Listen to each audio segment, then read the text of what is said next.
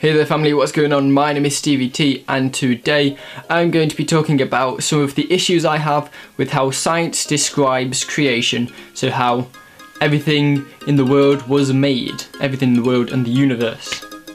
So let's go! Okay, so as many of you know, I am a Christian and as I've said in a previous video, I believe that God created the world and the universe. Now, I'm not an ignorant Christian. I'm not the sort of person who's just read it in the Bible and then immediately just goes, oh, that must be true, that must be infallible. I've gone away and I've done my research and I've come to the conclusion that that's how I believe that everything was created, purely because I just have some issues with some of the way that science explains things, and or I guess more questions rather than issues. And so here's my thoughts on how science describes the universe. So basically, I can't understand how the Big Bang has meant that there's life. I don't understand how the Big Bang, so the atoms colliding and everything being made there, means that there's life today. So, like from what I've managed to find out, that bacteria, living bacteria or cells or whatever, are bigger than atoms. Therefore, when the atoms collided, like where was the bacteria, where were the cells to create life? I think one thing that the Large Hadron Collider has shown is that when atoms collide, nothing particularly happens. So how do we get life from atoms? So from the atoms colliding, how does life happen? Where does it come from? Like this is something that I find really confusing. If there wasn't someone that created it, where did it come from? And where did the atoms come from in the first place? So some people will say that, well, everything has always existed and will always exist. Like the universe has always been this huge expanse of like planets and stars and things. It always has been and it always will be. And for me, I can't wrap my head around the idea of the universe always existing, and I can't wrap my head around the Big Bang. Some people will probably say, that's just because you're stupid, Stephen. But no, I would argue differently and say it's just something that I can't physically get my head around. How does atoms colliding create life and everything? And also, what's to say that if the universe has always existed, what's to say that God hasn't always existed? I mean, it always comes back to the argument, well, if the atoms just appeared out of nowhere and then collided to create the universe, or the universe always has been, then you could then say that, well, in that case, what's to say that God hasn't always existed and that God hasn't created everything? It's two sides of a coin, and it's complicated. Another question that I have is, so let's say the Big Bang happened and then there was life, and so the atoms colliding managed to create planets and life.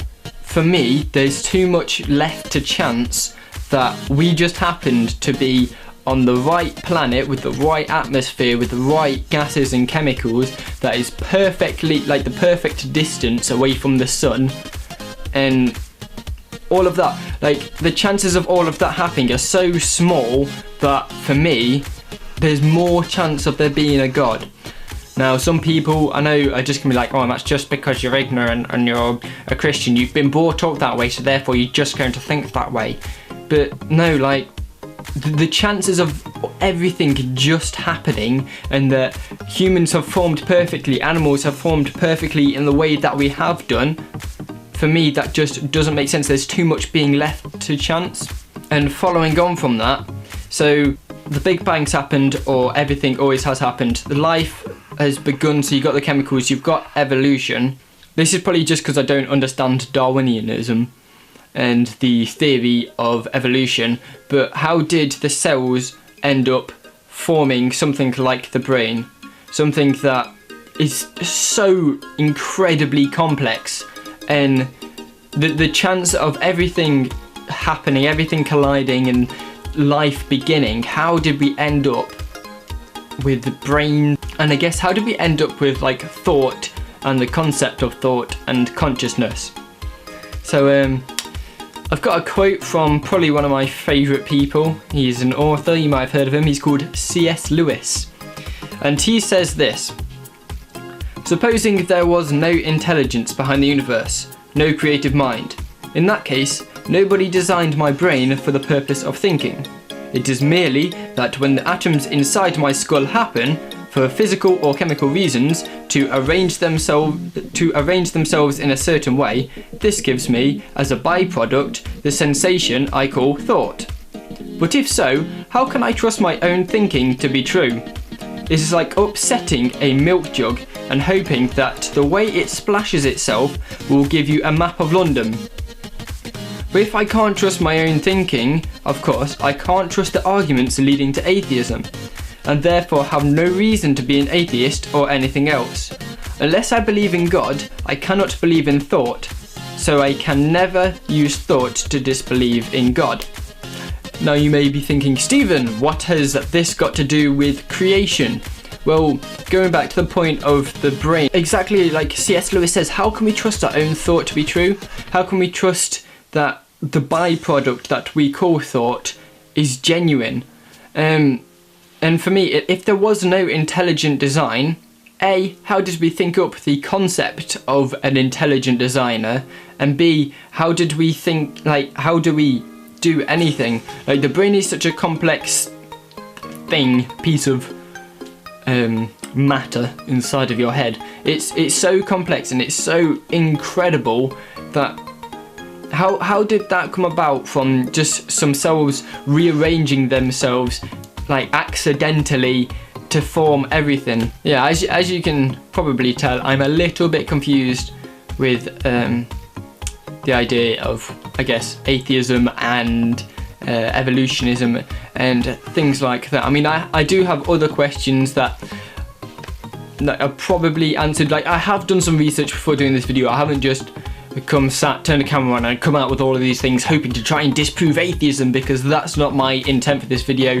My intent for this video is for people to, I guess, watch it and think for themselves, and if anybody actually has the answers to any of the questions or issues that I've raised today, for you to put them in the comment section, send me links to articles and stuff like that, because I'm genuinely intrigued by the thought of science and atheism and everything. So for me personally, I believe that science and religion go hand in hand, that God could have used the Big Bang to create the universe and could have used evolution to create the universe.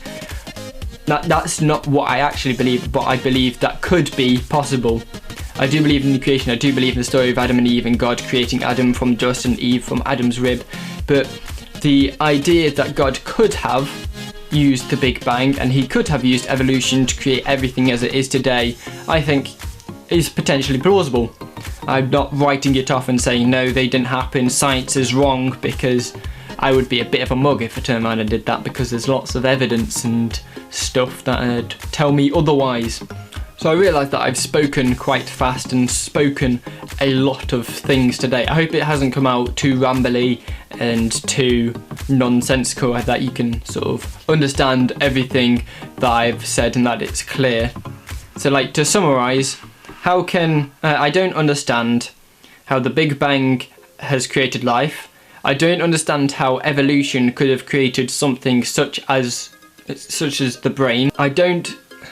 And like C.S. Lewis, I don't understand how we can trust our own thoughts if our thoughts are just a byproduct of science, of chemicals doing and atoms doing things. For me, they're some of the biggest issues I have. The scientific explanation for creation.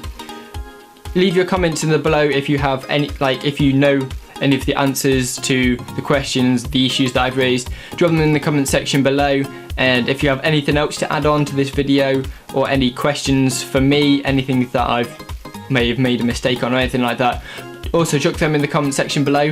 And yeah, I believe that's it for today's video. I've been Stevie T, you have been you. Thank you very much for watching.